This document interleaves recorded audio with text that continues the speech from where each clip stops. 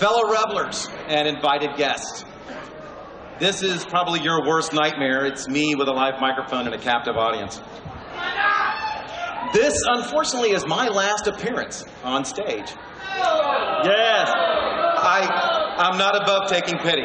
I mean, when you get on the board of directors, it's a 10-year commitment.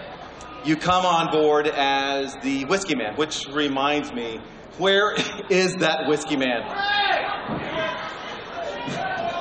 There we go. There you go, Master. There you go, Master.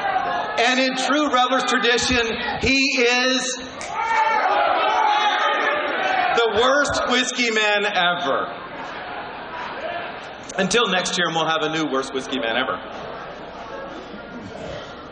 The 10-year commitment starts as the first director or whiskey man, and you're responsible for all the alcohol at every event that we have, and there are quite a few. And you progress on through secretary and treasurer and then vice captain, and finally you're captain, and you get to write, direct, and produce this thing that is Revellers. The history of Revellers is really pretty unique. Did you know that there are only 5 crews in New Orleans that are older than we are? We started in 1923 during Prohibition, and have continued this bringing of Mardi Gras to Jacksonville every year since. And anybody that knows me knows I love this, and I talk about Revellers constantly. And my wife, who is the voice of reason, constantly tells me that, you know, when you tell somebody that it's going to be so big, and it's going to be so fantastic, and you've never seen anything like this, and when they actually see it, it's not quite as big as they thought it was. I'm speaking metaphorically. We hope that we're going to have a wonderful pageant for you here this year. We've done a lot of things. We've made a lot of moves. We've made a lot of changes. And I know that the last time you heard somebody yammering about change, it didn't work out so well.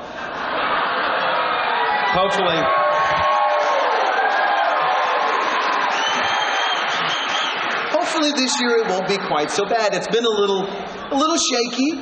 You know, not Michael J. Fox shaky, but no, you can't do that.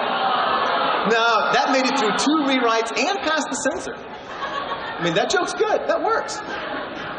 So it brings us to where we are tonight. All of our history, all of our pageantry, and the importance of bringing Mardi Gras to Jacksonville every year. And I want to, those that have a drink in hand, to propose a toast. In the early 1900s, there was a guy, and those of you who actually could read the program. There's been a history in the back of the program every year. This year I rewrote the history because we found out some unique stuff. There was a guy named George Hardy, who was a native of New Orleans. And he left New Orleans and moved to Tampa in the early 1900s and somehow convinced the social writer at the Tampa Tribune to do a party on the Mardi Gras theme for Jose Gaspar. And Gasparilla started.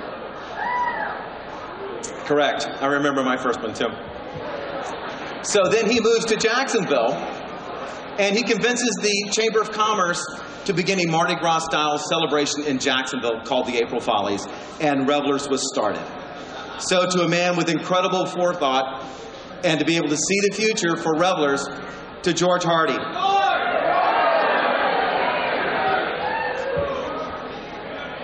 So, as I said before, we do an awful lot of things.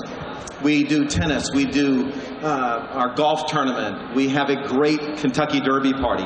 So if you're a guest here tonight, or if you've been a guest to Revellers in the past or a former member, I'd encourage you to get off the bench and get in the game. Become part of Revellers. It's an important social function here in Jacksonville, and it's a wise person once told me that everybody should belong to at least one organization that has no socially redeeming values whatsoever. Yeah.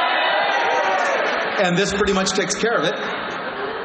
So, with that said, this is Revellers, and this is what we do.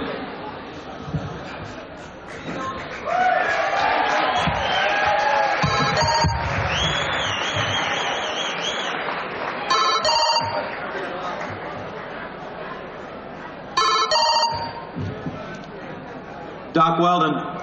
Hi, it's Donnie. I'm one of the maids, and we have a big problem in the dressing room. The dressing room? What is it? It's that room in the back where everyone gets dressed, but that's not important right now.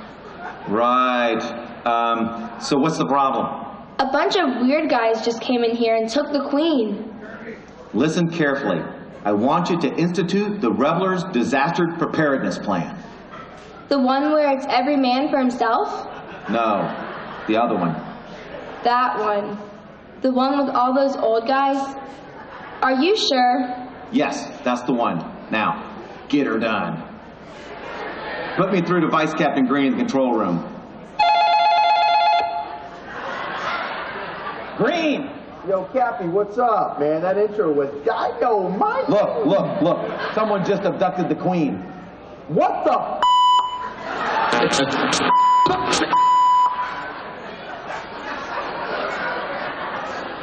Don't be alarmed. We have taken control of your little signal and will return it to you in just a few moments. Let me introduce myself. I'm Sister Chastity Teetotaler, and we are the Women of Sober, the society opposed to booze and especially revelers. For over 8 decades, we have tried in vain to rid our fair city of the debauchery, your demon alcohol, your dirty dancing, and dare I say, even men dressed up as women in your pageant. Well, we have used prohibition, marches, sermons, and even Ron Littlepage editorials to put an end to this thing you call Mardi Gras. All to no avail. Now, we have finally found a way to stop revelers. We have hired the most dastardly cabal of criminal minds ever assembled, and they have abducted your queen. Oh, no, you didn't.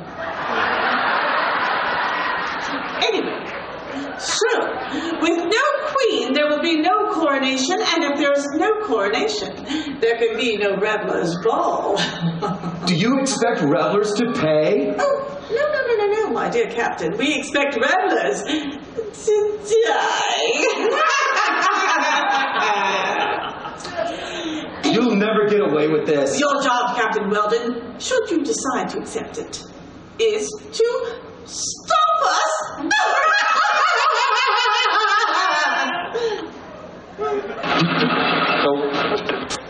Did you see that? What's all that about? Kevin, it looks like we have a bigger problem than we thought. What? They closed down all the bars? Yeah, besides that, hit the red button and activate the ushers. We've got to lock this place down right now. I'm on my way.